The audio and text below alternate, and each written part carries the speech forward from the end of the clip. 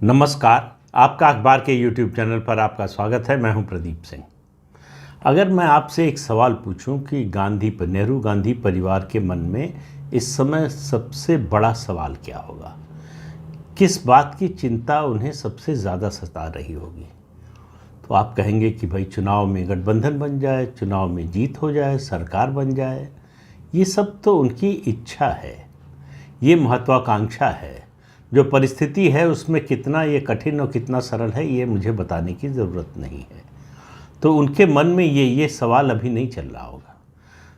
क्यों नहीं चल रहा है? क्योंकि उनके मन में एक दूसरा सवाल चल रहा है, और ये ऐसा सवाल है जिससे समय समय पर अलग अलग राजनीतिक दलों के नेता प्रभावित होते रहे।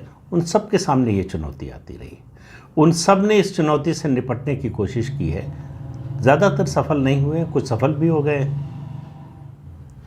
और वो है जो भी दिल्ली में रहा है, यानी राजनीति में रहा है, सत्ता में रहा है, सरकार में रहा है, उसके लिए एक चीज़ ऐसी होती है जिसको छोड़ना बहुत मुश्किल होता है। वो है लटिन्स दिल्ली का बंगला।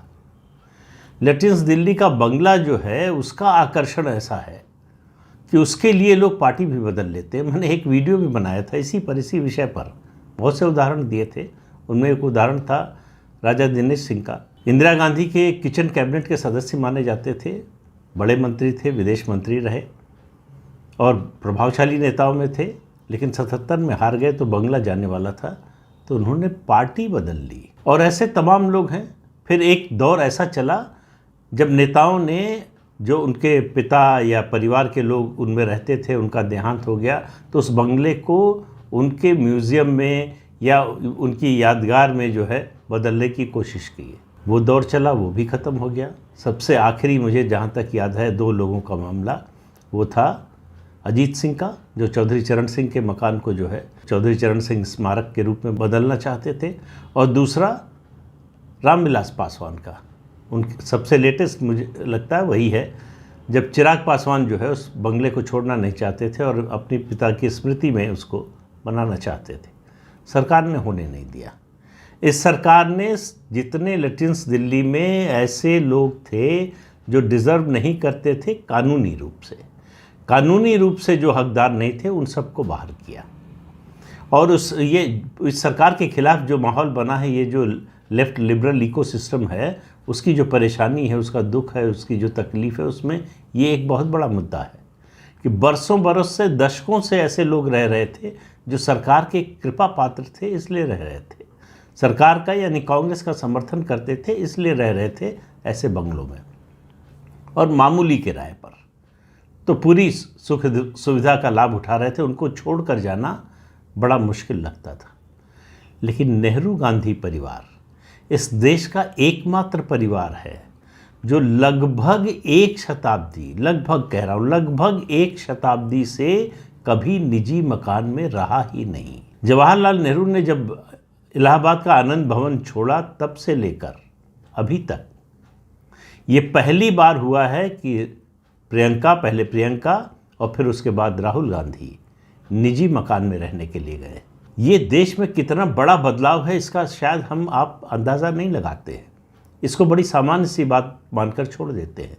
प्रियंका वाड्रा से पहले खाली कराया गया 34 लोधी स्टेट में, जहां वो रहती थी। उनको सिक्योरिटी के नाम पर मिला था, मार्केट रेट पर पहले मिला था। अटल जी की सरकार ने उसका किराया घटाकर मुश्किल से जो मार्केट रेट था उसका 8% या 10% कर दिया। इस सरकार ने एसपीजी सुरक्षा हटाई इस परिवार की, उसके बाद सुरक्षा के नाम पर मिला हुआ बंगला खाली करा लिया। अब राहुल गांधी की संसद सदस्यता गई है, तो पहली बार वो निज़ामुद्दीन ईस्ट में रहने गए हैं, एक फ्लैट में जो स्वर्गीय शीला दीक्षित का फ्लैट है। इससे अंदाज़ा लगाइए। और प्रियंका वाड्रा जो है सुजान सिंह पार्क में रह रही हैं। 2 फ्लैट किराए पर लिए हैं उन्होंने, एक में दफ्तर चलाती हैं अपना, एक में रहती हैं। तो अब समस्या क्या है? अब समस्या खतरा मंडरा रहा है 10 जनपथ पर। 10 जनपथ यानी कांग्रेस का मंदिर, सैंक्टम सैंक्टोरम, जहां सोनिया गांधी रहती हैं। ये 1989 से परिवार यहाँ पर रह रहा है। राजीव गांधी जब चुनाव हारे 1989 में और प्रधानमंत्री आवास खाली करना पड़ा, तो उसके बाद वो यहीं पर आए थे, यही बंगला उनको अलॉट हुआ था।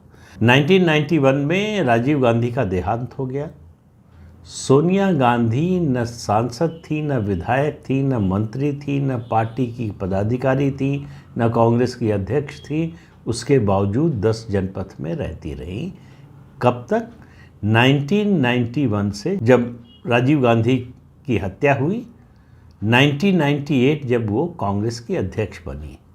उस नाते, कांग्रेस के अध्यक्ष के नाते भी उनका एंटाइटलमेंट 10 जनपथ का बंगला नहीं बनता। लेकिन खाली कौन कराए? किसी ने खाली कराने की कोशिश भी नहीं की, सोचा भी नहीं, और वो आज तक हैं। तो अब सवाल ये कि अब क्यों खाली हो जाएगा? क्या वजह है? एसपीजी की सुरक्षा उनकी भी हट गई है, इसके बावजूद वो उस बंगले में बनी हुई हैं। इस समय सिर्फ वो यूपीए पार्लियामेंट्री पार्टी की चेयरपर्सन है, इसके अलावा और कोई पद उनके पास नहीं है। लेकिन यूपीए पार्लियामेंट्री पार्टी की चेयरमैन वो तभी तक रह सकती हैं जब तक संसद सदस्य रहे।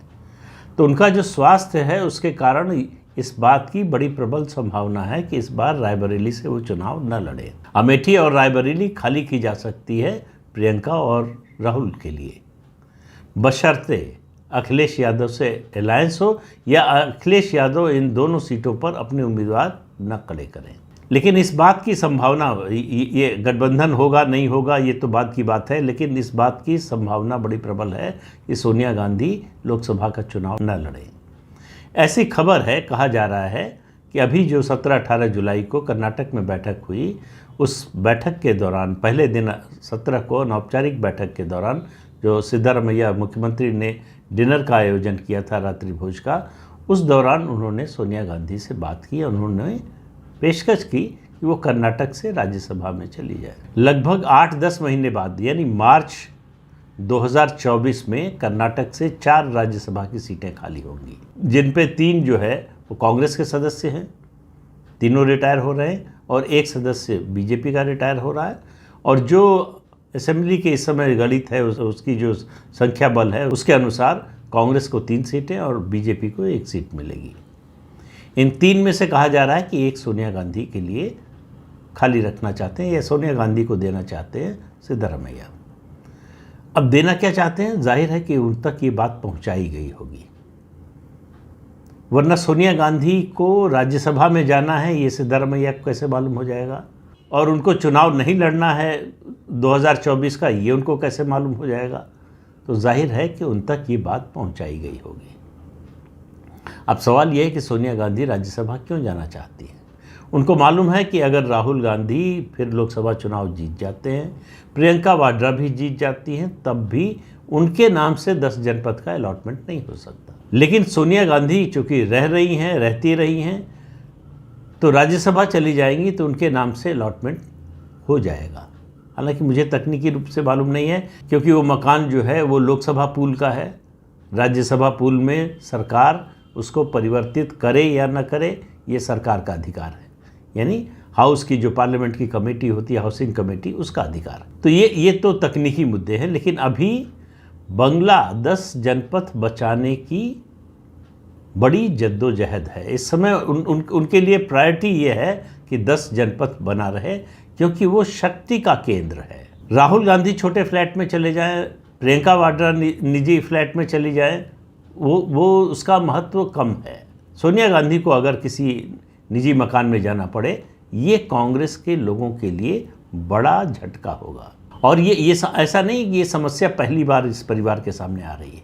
जवाहरलाल नेहरू प्रधानमंत्री बनने से पहले 7 यॉर्क रोड में रहते थे। उसके बाद प्रधानमंत्री बने तो 1947 में, 46 में बन गए थे प्रधानमंत्री, लेकिन 47 में वो 3 मूर्ति भवन में शिफ्ट हो गए। लेकिन 10 जनपद की कहानी भी थोड़ी अजीब सी है। उसके बारे में कहा जाता है कि उसके अंदर 2 कब्रें हैं और उसको बड़ा अशुभ माना जाता है। कुछ समय के लिए इसका एक हिस्सा जो है प्रधानमंत्री लाल बहादुर शास्त्री के पास भी था। 18 महीने में उनका निधन हो गया। इसमें कुछ समय के लिए कांग्रेस के नेता के तिवारी भी रहे, उन्हीं से खाली करा के राजीव गांधी को दिया गया था। के तिवारी आज कहाँ है किसी को कुछ पता नहीं। उसके बाद उनका पॉलिटिकल करियर ही एक तरह से ख़त्म हो गया।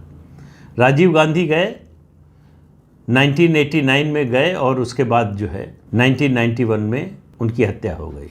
और इसमें एक समय यूथ कांग्रेस का भी दफ्तर हुआ करता था, अंबिका सोनी उस समय कांग्रेस की अध्यक्ष होती थी और संजय गांधी उनके मेंटोर थे। तो संजय गांधी से भी रिश्ता था इस बंगले का। उनकी भी वायु दुर्घटना में जो है मौत हो गई। 1977 में हार के बाद, कांग्रेस पार्टी की हार के बाद यूथ कांग्रेस का ये दफ्तर बंद कर दिया गया। कई साल बाद फिर जो है वो राजेंद्र प्रसाद रोड पर फिर से खुला। 1977 में जब इंदिरा गांधी चुनाव हार गई, सरकार चली गई, तो उनको सरकारी आवास खाली करना पड़ा। तो सामने समस्या थी कि कहाँ जाएं। तो बताते हैं कि 1959 में फिरोज गांधी ने मेहरौली में एक प्लॉट खरीदा था, उस पर फार्म हाउस बनवाने के लिए। फार्म हाउस बना नहीं उनके रहते, उसके एक साल बाद ही शायद उनका निधन हो गया था। उसके बाद इंदिरा गांधी ने बनवाने की कोशिश की, वो पूरा बना नहीं, आधा अधूरा था। उसमें शिफ्ट होने की बात हुई, लेकिन ये हुआ कि उसमें जो है अभी पूरी तरह से बना नहीं है, तो जाए कहाँ। उस समय इंदिरा गांधी के सामने समस्या यह थी कि दोस्तों की संख्या बड़ी तेज़ी से ख़त्म हो रही थी। जो लोग बड़े करीबी माने जाते थे, बड़े विश्वास पात्र माने जाते थे, उनमें से ज़्यादातर लोग मुंह मोड़कर चले गए, साथ आने को तैयार नहीं थे। तो जाएं कहाँ। तब परिवार के मित्र मोहम्मद यूनुस वो सामने आए। वो 12 वेलिंगटन क्रिसेंट में रहते थे। उन्होंने अपना बंगला जो है इंदिरा गांधी के लिए खाली कर दिया और दक्षिण दिल्ली में एक निजी बंगले में चले गए। उसके बाद 1977 से फिर दोबारा 1980 में प्रधानमंत्री बनने तक इंदिरा गांधी, राजीव गांधी, सोनिया गांधी, उनके दोनों बच्चे राहुल, प्रियंका और संजय गांधी और मेनका गांधी, ये सब वहाँ रहते थे। तो जो 1977 में जिस तरह की समस्या इंदिरा गांधी के सामने आई थी, उसी तरह की समस्या सोनिया गांधी के सामने आ सकती है अगर वो राज्यसभा में नहीं जाती हैं। तो इसलिए बंगला बचाना है, अगर लेटेंस दिल्ली में रहना है, अगर भले ही राजनीति से उस तरह से संन्यास ले लिया हो, सक्रिय राजनीति या कहें चुनावी राजनीति से, तो भी बंगला चाहिए, बंगला वो बचा रहना चाहिए। तो उस बंगले के लिए सोनिया गांधी राज्यसभा की सदस्य अगर बन जाएं मार्च 2024 में, तो आश्चर्य नहीं होना चाहिए। तो देखिए, ये गरीब आदमी का सपना होता है अपना घर हो। इन बड़े लोगों के लिए ये अपना घर जो है वो एक तरह से उनकी हेठी होती है कि छोटे घर में जाएंगे। अब वो ज़माना तो रहा नहीं कि महल बनवा लें। बनवा सकते हैं, सामर्थ्य है, लेकिन 100 तरह के सवाल उठेंगे। लेकिन सरकारी बंगले में रहने का जो आनंद है, जो सुख है, वो अपने फ्लैट में या अपने घर में या अपने मकान में जो है, अपनी कोठी में रहने का नहीं है। ऐसा जो भी राजनीति में है और इन बंगलों में रह चुका है, उसका मानना है, और इसका कोई अपवाद नहीं है। आप देखिए, भारतीय जनता पार्टी में भी किसी न किसी वजह से लाल कृष्ण आडवाणी और डॉक्टर मुरली मनोहर जोशी दोनों का सरकारी आवास बचा हुआ है, किसी कमेटी की अध्यक्षता के नाम पर, किसी चीज़ के नाम पर। दोनों इस समय संसद के किसी सदन के सदस्य नहीं हैं। तो ये बंगला जो है वो ऐसी चीज़ है जिसका मोह बड़े बड़े लोग नहीं छोड़ पाते हैं। ये एक प्रतिष्ठा का सूचक है, स्टेटस सिंबल है। अगर आप लेटेंस दिल्ली में रहते हैं तो ये मान लिया जाता है, आपके घर में खाना न बन रहा हो, लेकिन लोग मान लेते हैं कि आप बड़े आदमी हैं, बड़े प्रभावशाली आदमी हैं, आप कुछ भी कर सकते हैं और कुछ भी करवा सकते हैं। ये बड़े नेताओं नहीं, किसी नेता, ब्यूरोक्रेट रिटायर होने के बाद खाली नहीं करते हैं, मुकदमा कर देते हैं, कोर्ट में केस चलता रहता है। तो उस चक्कर में कोई 2 साल, कोई 3 साल, कोई 4 साल रह लेता है। पहले तो एक मुकदमा करके स्टे ऑर्डर लिया एविक्शन के खिलाफ और सालों साल रह रहे हैं। कई तो ऐसे मामले हैं जिसमें उनके निधन के बाद उनका परिवार रह रहा था, अब नहीं। तो सिस्टम को बदलना इतना आसान नहीं होता है। मेरा कहने का कुल मतलब ये है, वो कल्चर की एक थ्योरी है कि संस्कृति का एक हिस्सा वो लैग बिहाइंड करता है, वो पीछे चलता रहता है साथ में। आप आधुनिक सभ्यता को अपनाते हैं, लेकिन आपकी संस्कृति का एक हिस्सा जो है, जो पुराना है, वो भी चलता रहता है साथ में।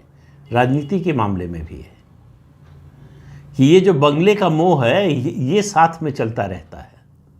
सरकार चली जाए, बर्दाश्त कर लिया, मंत्री पद चला जाए, बर्दाश्त कर लिया, संसद की सदस्यता चली जाए, वो भी एक बार बर्दाश्त कर लेते हैं, बंगला चला जाए, ये बर्दाश्त करना बड़ा मुश्किल होता है। तो जिसने भी खाली किया, ज़्यादातर, कुछ अपवादों को छोड़कर ज़्यादातर मजबूरी में खाली करते हैं। और कुछ लोग होते हैं जिनको एक मिनट भी ऐसी जगह पे रहना पसंद नहीं है। दिल्ली का नहीं, एक लखनऊ का उदाहरण दे रहा हूँ। हेमवती नंदन बहुगुणा उत्तर प्रदेश के मुख्यमंत्री थे।